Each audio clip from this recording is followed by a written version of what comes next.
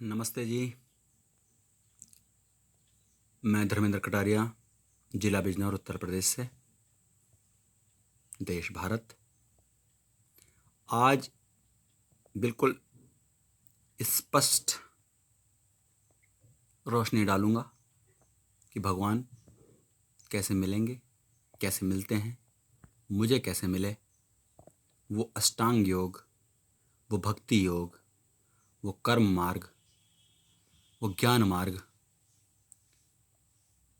राजयोग, जितने भी नामों से पुकारते हैं, उन चीज़ों का वास्तविक मतलब क्या है, मुक्ति का मार्ग क्या है, जिसके कारण आज पूरी मानव जाति को,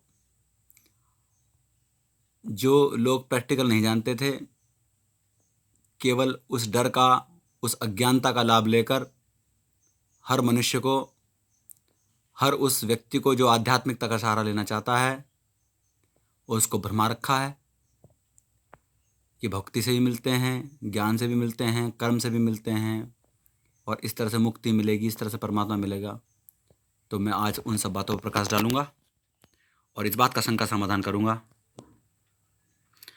कि भगवान को प्राप्त करने का वो एकमात्र मार्ग कौन सा है, जिसके कारण अलग अलग नामों से उसको पुकारने लगे हैं कि भक्ति मार्ग है, कर्म मार्ग है, ज्ञान मार्ग है, राजमार्ग है,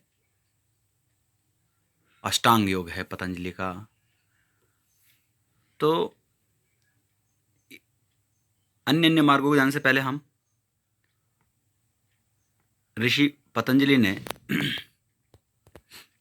जो हमको मार्ग दिया अष्टांग योग का, वो वास्तव में क्या है, इस पर थोड़ी चर्चा कर लेते हैं। इस अष्टांग योग के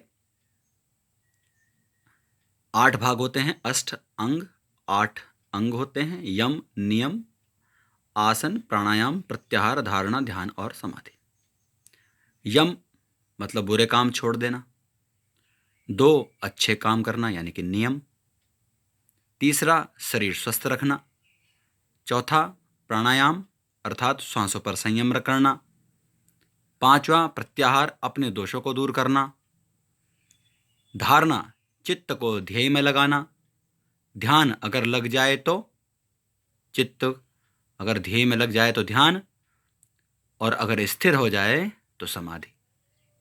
अर्थात इन शब्दों के बहुत ही सामान्य से अर्थ हैं, और इन 8 भागों को जानने से ही आप इस बात को समझेंगे कि यम, नियम, आसन, प्राणायाम, प्रत्याहार, धारणा, ध्यान और समाधि, ये सब कोई इतनी कठिन चीज़ नहीं है जो अष्टांग योग बोलते हैं। और वास्तव में ये अपने बुरे काम छोड़ दो, अच्छे काम कर लो, शरीर को ठीक रखो, सांसों पर संयम रखो, वो सांस तेज ना चलें, बहुत धीमे ना चलें, सांसों पर ध्यान दो, अपने दोषों को दूर करो, अपने ध्यान को लगाओ, चित्त को ध्येय में लगाओ। ध्येय मतलब आपने लक्ष्य की तरफ लगाओ और लग जाए और स्थिर हो जाए, यानी कि विचार मुक्त बुद्धि को पालो, उस आत्मचेतनता को पालो। ये सब सामान्य से नियम है जो मेरे दोनों वीडियो में आप करेंगे तो प्राप्त कर लेंगे। तो अष्टांग योग के द्वारा इन 8 अंगों को अगर हम ध्यान से देखें तो ज्ञान मार्ग और भक्ति मार्ग। तो ज्ञान मार्ग तो यही हुआ कि 8 स्टेप्स को पार करना पड़ेगा, यम को, नियम को, आसन को, प्राणायाम को, प्रत्याहार, धारणा और ध्यान, समाधि को। और अगर हम भक्ति मार्ग में जाते हैं तो भक्ति मार्ग में आपको, भक्ति मार्ग में ध्यान दें, किस मार्ग में, भक्ति मार्ग में आपको फिर इनका पालन करना पड़ेगा। भक्ति में बुरे काम छोड़ने पड़ेंगे, अच्छे काम करने पड़ेंगे, शरीर को ठीक रखना होगा, क्योंकि बिना शरीर स्वस्थ रहे, मन स्वस्थ और मस्तिष्क स्वस्थ ना रहेगा तो आप कार्य न कर पाएंगे लंबे समय। श्वासों पर संयम होगा, क्योंकि जब दोष नहीं होंगे अच्छा भोजन होगा। अपने दोष को दूर करना है, फिर चित्त को ध्येय में लगाना है, लग जाए तो फिर समाधि। अर्थात भक्ति मार्ग भी यही बताता है कि जब एक व्यक्ति पूरी तरह से अपनी उस बुद्धि के विचारों से मुक्त हो जाता है जो भूत और भविष्य के हैं, तब वो इन दोषों से यम, नियम, आसन, प्राणायाम, इन सब का पालन वो स्वतः ही करने लगता है। इसके बाद कहते हैं कि ज्ञान मार्ग श्रेष्ठ है या कर्म मार्ग। अब हम आते हैं कर्म मार्ग की ओर। ये मैंने चित्र इसलिए लिया है कि मैं बार बार इस पर मेहनत नहीं करना चाहता था कि मैं इसको नए से बनाऊं, इसलिए जो अवेलेबल है उसको मैं कहने का प्रयास कर रहा हूँ कि कर्म मार्ग, ज्ञान मार्ग मैंने बता दिया कि पतंजलि का 8 नियम। अब कर्म मार्ग क्या है? कर्म मतलब जो भी नौकरी आप कर रहे हो, व्यवसाय आप कर रहे हो, खेती कर रहे हो, साइंटिस्ट हो, डॉक्टर हो, सफाई कर्मचारी हो, तो क्या कर्म मार्ग से ही प्राप्त किया जा सकता है? जी हाँ, कर्म मार्ग से भी आपको अष्टांग योग अर्थात यम, नियम, आसन, प्राणायाम, प्रत्याहार, धारणा, ध्यान और समाधि को प्राप्त करना पड़ता है। अर्थात बुरे काम को छोड़ना होगा। जब आप कर्म, अपना जो काम, आप जो भी काम कर रहे हैं, अगर आपने पूरी तल्लीनता से किया, भूत और भविष्य के विचारों को छोड़कर किया, तो बुरे काम को छोड़ना पड़ेगा। अच्छे काम करोगे, शरीर को स्वस्थ रखोगे, सांसों पर संयम करोगे, अपने दोषों को दूर करोगे और अपने ध्यान को, चित्त को अपने लक्ष्य पर लगा दोगे। जो भी काम आप कर रहे हो और लग गया तो उसी में समाधि लग जाएगी। अर्थात आप अपने काम को इतनी तल्लीनता से करोगे कि वो विचार भी गायब होएगा और आत्मा के साथ परमात्मा की प्राप्ति होगी। अर्थात ये कर्म मार्ग भी अष्टांग योग का अंतः पालन करता है। अब मुक्ति मार्ग, मुक्ति का क्या मार्ग है? ज्ञान हो गया, भक्ति हो गई, और ज्ञान हो गया, भक्ति हो गई, कर्म हो गया, और इनसे मुक्ति कैसे मिलेगी? भाई मुक्ति का क्या अर्थ है? मुक्ति का क्या अर्थ है? मुक्ति माने मुक्त होना, अलग होना। मुक्त होना, अलग होना। किससे अलग होना? अरे अपने उस बुरे विचार से अलग होना। अपने जो भूत और भविष्य के विचार हैं उनसे अलग होकर वर्तमान हो जाना।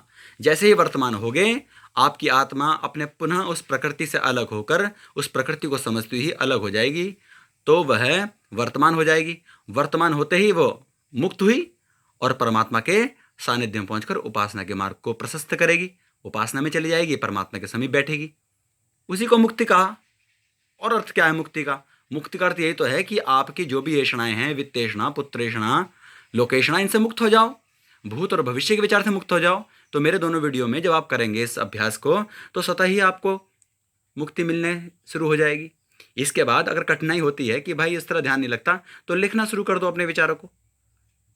भूत के भविष्य के विचारों लिखना शुरू करें। जो भी आप काम कर रहे हैं उनको लिखना शुरू करें। लिखते लिखते अपने दिमाग को खाली करें। निसंदेह आप उन विचारों से मुक्त होंगे, मुक्ति को प्राप्त करेंगे। अर्थात पतंजलि का अष्टांग योग हो, फिर वही राजयोग, ये सब उसी चीज़ को परिलक्षित करते हैं। केवल भाषाई भेद के कारण लोगों ने हमें भरमा दिया। अब हम इतने डरे हुए थे कि पता नहीं ईश्वर कितना कितना कठिन है। अरे ईश्वर तो सबसे आसान है, परमात्मा तो सबसे सरल है। इतना सूक्ष्म है कि आप उसको समझ पाओगे, इतना बड़ा है कि वो आपको दिख जाएगा।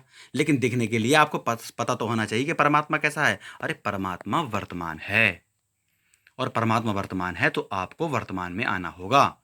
जैसे आपका बचपन था, बचपन में आप वर्तमान रहते थे, हंसते समय हंसते थे, रोते समय रोते थे, ज़्यादा दिमाग नहीं लगाते थे, ना भूत का विचार होता था, ना भविष्य की चिंता होती थी।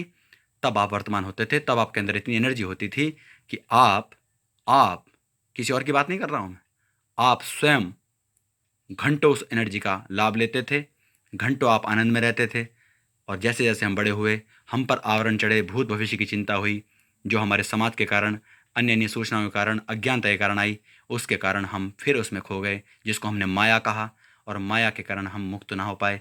जबकि बच्चा मुक्त अवस्था में होता है, हम बच्चे थे तो हम मुक्त अवस्था में थे, फिर हम अमुक्त हो गए, यानी कि हम बंधन में चले गए। और यह पुनः वो मार्ग है कि आप जैसे ही वर्तमान हो गए, आप पुनः मुक्त हो जाओगे। और इस भवसागर से पार होने का सरल सा मार्ग है। मोक्ष के लिए शरीर को छोड़ना आवश्यक नहीं है। शरीर के साथ आत्मा है, या शरीर से अलग आत्मा है, तो परमात्मा पर इस बात का कोई असर नहीं है कि आप प्रकृति के साथ है आत्मा, या फिर प्रकृति का संयुक्त होकर वो सृष्टि का निर्माण कर चुकी है, जीवन में आ चुकी है। उसके लिए दोनों स्थिति सम है।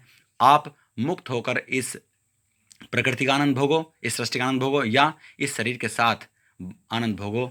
अतः परमात्मा को इससे कोई फर्क नहीं पड़ता, लेकिन आप पर फर्क पड़ता है। जिंदा रहते हुए जानबूझकर अपनी आत्मा के ज्ञान को प्राप्त करें, परमात्मा मार्ग खोलें, अपने सारे विचारों को कॉपी पर लिख लें। लिखते लिखते आपकी एक अवस्था ऐसी आएगी कि आपके अंदर वो मार्ग खुलना शुरू हो जाएगा, जिसको 10वां मार्ग कहा।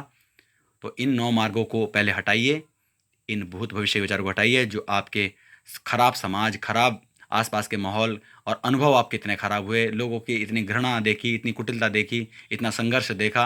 1200 वर्ष हम लगभग गुलामी में रहे। उस गुलामी के कारण हमारी आत्मा के ऊपर बहुत आवरण चढ़ गए। कभी मुसलमानों ने दबाया, कभी अंग्रेजों ने दबाया, फिर इनके कॉन्वेंट आ गए। इसके कारण हमारे अंदर इतने आवरण चढ़े हुए हैं कि हम अपने उस मूलतः स्वभाव को भूल गए हैं। मैंने आपको जो मार्ग बताया वो सरल मार्ग है, क्योंकि परमात्मा सरल है, आत्मा सरल है, और उसका मार्ग भी सरल है। बस हम कठिन हो गए हैं, हमने कठिन विचारों को करना शुरू कर दिया है, और जैसे ही हम कठिनता को करते हैं हमारे अंदर दिक्कत आती है, हम चिंतन हो जाते हैं, हम दुखी होते हैं, और निसंदेह हम दुख को प्राप्त ही रहेंगे जब तक हम सरल नहीं होंगे, वर्तमान नहीं होंगे। अतः हे मित्रों, हे मनुष्यों, हे माताओं, हे शक्तियों, इन अभ्यासों में मत जाना। आज अगर अष्टांग योग आप खोलते हो, अगर अष्टांग आप खोलते हो तो नेट पर आपको ये मिलता है। अरे ये एक्सरसाइज है, ये अष्टांग योग नहीं है, यम नियम आसन नहीं है, ये तो एक्सरसाइज है, व्यायाम है। इनको आसन भी कह सकते हो। तो एक अंग हो गया आसन।